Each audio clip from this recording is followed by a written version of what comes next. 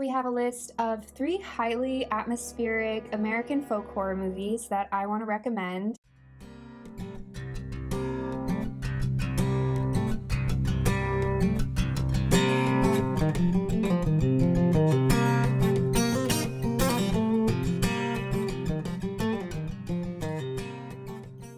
The mood I would describe as languid horror because the pacing moves about as quickly as water dripping out of the faucet, and the sound design usually is subdued or minimal, and often the visuals are warm and daylit or soft and shadowy rather than cold, harsh, or menacing. This makes for horror that is strangely still and quiet, like a fat carpenter bee in the summertime that, although buzzing its wings frantically, seems to be hovering lazily in the air. Now, I know a lot of these films are going to be way too slow burn for some viewers, but I watched over 25 folk horror films in the past 2 weeks, and it seemed to me that across the board, folk horror tends to be slow. So I embraced it, and I would describe these films as being beautiful background ambiance that would be lovely on a day when it's sunny outside, but you're feeling unwell and need to lie around and half pay attention to something. That's not me disparaging these films as being unworthy of being paid attention to. I encourage you to give them your attention generally, but that was just the vibe that struck me. As a matter of fact, consider this like a horror playlist that exists solely to be a vibe, and if there are other aspects worth praising, if there is strong narrative or thematic elements in these films, that's a bonus. Now the list. First up, for atmospheric American folk horror, we have Dark August from 1976. An aging New York artist struggles to find peace in the sleepy rural town in Vermont where he's recently moved, due to the fact that he accidentally struck and killed a young local girl with his car not too long ago. And now it seems that her grieving grandfather is stalking him and maybe even has put a curse on him. This is a moody, new age exploration of guilt, fueled by late summer storm landscapes, witchy still life shots, and figures huddled together within dim interiors illuminated by softly glowing windows. I love that there are plenty of contemplative silences where the camera just lingers on someone or something, and it feels like in these moments, the camera choices are saying more than the characters are. I love the Vermont setting and the witchy country ambiance. Give me all the shots of hazy sunrises, clouds passing over shining fields with galloping horses, and shadowy shots of guilt-racked men smoking the night away as they sweat and stare at the ceiling. That said, this is horror light. If we're talking tension, sense of dread, what you're really working with here is the vaguely ominous nature of a dark figure lurking just beyond the tree line and the paranoia of being watched and followed.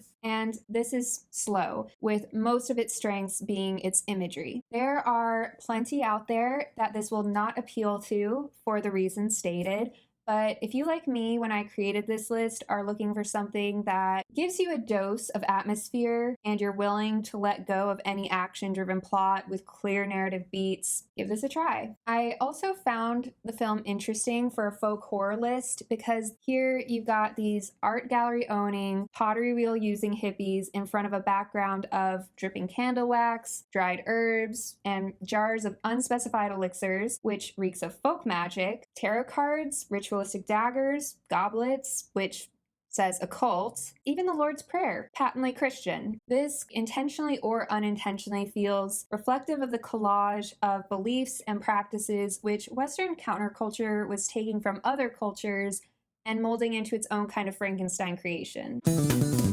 Moving on to the second film on the list, we have Burned at the Stake, aka The Coming, from 1981 or 1982. I found different dates online. A young girl living in Salem, Massachusetts goes on a school field trip to a local museum dedicated to the notorious Salem witch trials, and to her terror, following this visit, she finds that she's being relentlessly pursued by otherworldly forces and terrible revelations from the past. This is a darkly dreamy little film that feels like some long-lost after-school special featuring a hopscotch-playing, plaid-wearing schoolgirl with ribbons in her hair who starts wandering through the graveyards at night and learning about the consequences of playing with the lives of others for the sake of personal power. I love the shots of fall days, juxtaposed against the shots of the darkened museum and figures within illuminated by an eerie neon glow. I love the aesthetic of this witchy woman character, tall and in all black, with her faithful Rottweiler named Cerebus. And I love the weird moments that feel like they popped out of some cosmic body horror film and melded themselves without permission into what might otherwise, I'm sure, have been a very simple and neat story of the return of past sins. Also, every time the preteen girl was on screen having a fit, or talking to the air, or wailing like a banshee, I thought, wow, this girl can really allow herself to go places, and I can absolutely see why they hired her. That said, the naive and silly moments within this film are often jarring beside both the quietly eerie scenes and the surprisingly grotesque ones. While that kept the viewing interesting for me, some people probably won't enjoy that frequent tonal shift, but if you find kind of oddball, idiosyncratic horror charming, give this a try. The vibes are there. Also, the only versions I could find of this online were pretty grainy, so you need to be okay with that too. This is classic folk horror to me, even with the little moments that visually have the look of something out of a cosmic body horror. The horror arises because within an isolated community, given to intense and rigid belief can easily be exploited by the most powerful in the community for personal gain. This premise can be found in the most foundational folk horror films, such as 1968's Witchfinder General. It's the horror that the folk find themselves facing when their societal, cultural, and religious mores lead them down a dark path unchecked. And finally, third on our list, we have the one that I think is the most well-known and widely seen, Ganja and Hess from 1973. A wealthy black anthropologist is stabbed by his assistant with an ancient dagger and begins to thirst for blood. When the assistant's wife shows up at his home, a tale of love and death unfolds. This film is a gauzy, glittering yet gritty exercise in metaphor that unfolds almost in slow motion between sunlit scenes of golden fields and sparkling pools and shadowy scenes of darkened interiors crowded with the intellectual's ephemera, books, incense, candles, cigarettes, all at the main character's beautiful estate tucked away in some pastoral place in upstate New York. And one of the two main characters, Dr. Hess Green, is played by Dwayne Jones, famous from 1968's Night of the Living Dead. I love the juxtapositions within the film, Western art versus African art, wealth versus poverty, country versus city.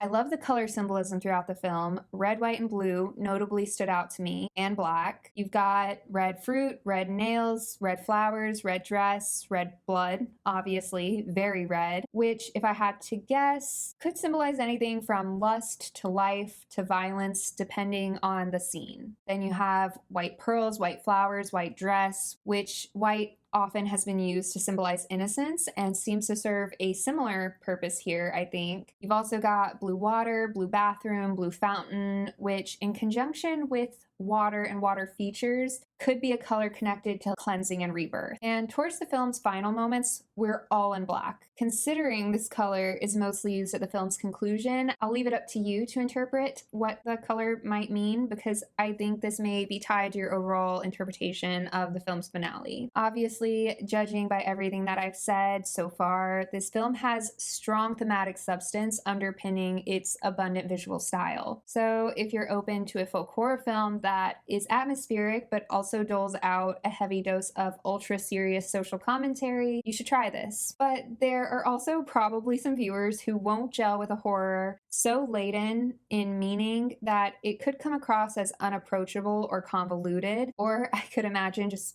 even tiring. Be forewarned, this film definitely isn't afraid to linger on certain shots for a really long time. And that can make it feel like one of those dreams where you're trying to run, but it's like running through water. And you're either someone who is seated for that or you're not. The folk horror element here, mostly pertaining to the idea of the return to the land and the old ways, is unique because, unlike a lot of folk horror, where the return to the land and the old ways either draws the protagonist in, or repels them, or threatens them, this film explores the in between place, a place where the old ways have significance but can't be fully returned to. There's a concern with, yet separation from, what came before and what is. Hess may have an interest in the quote unquote old ways. He's an anthropologist who's filled his home with art and literature concerning African cultures. However, his home and the world in which these objects exist are Western. See the classical architecture reflected in his swimming pool and the Western art galleries he passes through.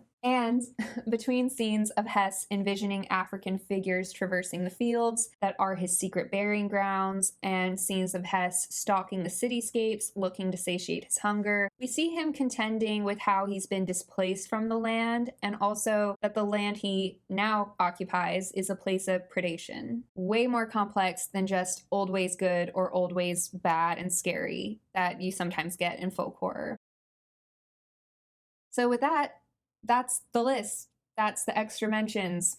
That's all I have for today. I had so much fun watching all of this folk horror over the past couple of weeks. It's a genre that I realize can be really hit or miss for me, but whenever I stumbled on one that set a strong mood or was especially strange, I was usually sold. There were a couple of Japanese folk horror films that piqued my interest, and I want to explore that realm a little more. One was, how do I say it?